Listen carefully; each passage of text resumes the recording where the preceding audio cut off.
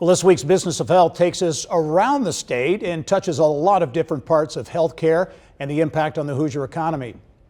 The new $29 million center not only aims to treat people with HIV, but also breathe new life into Indianapolis' Near East Side. Business of Health reporter Kylie Veleta here now with more. Kylie. That's right, Gary. This is a very big day for the Damien Center. From fundraising to construction, the new headquarters has been in the works for several years and its doors are now open. The 56,000 square foot center, called the Mosaic Building, will provide HIV medical care, but also a long list of wraparound services.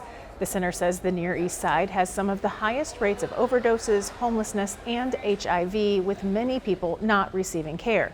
The Mosaic Building has 18 exam rooms, a large mental health suite, dental area, and pharmacy. Leaders say the now 3-building campus means the Damien Center will no longer have to turn people away. We've been living in a world for so long where we've had to say, no, we can't serve you, or hey, we can serve you, but it's going to take this long. And we'll finally be able to be at a place where anyone who needs us and they're coming in our doors, we can serve them. And what an amazing moment in our history to recognize we're not going to turn people away.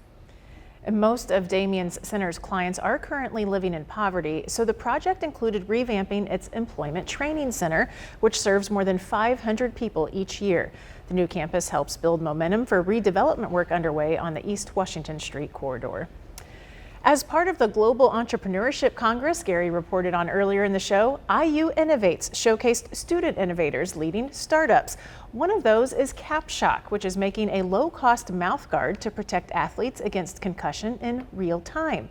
The mouthguard contains a mechanical dye capsule that ruptures and changes color if a player experiences an impact large enough to put them at risk for concussion. The IU Business Informatics student, who is co-founder, says the immediate visual tells coaches and athletes that the player experienced a high-impact hit. The startup recently won an IU Idea competition and is accepting pre-orders for the mouthguard, which CapShock says will sell for less than $50. The Indiana Donor Network is the first organ procurement organization in the U.S. to successfully facilitate a lung transplant using a new technology. The lungs were recovered from a Hoosier donor who died, and the lungs would have typically been unusable. The Indiana Donor Network used a new technology called BaroGuard, created by an East Coast company, which is a preservation device that keeps the lungs viable longer. This first effort in the U.S. led to a life-saving transplant for a recipient in Pennsylvania. Back to the Damien Center, I know it was a big announcement for them. It's a health center, but really it's more like a community center. Yeah, they're super focused on the client's well-being. They have a cafeteria that serves hot meals, a food pantry, a computer lab, and this is really cool. They opened a new coffee shop where you can get hospitality training and also hang out. Great project. Thanks, Kylie.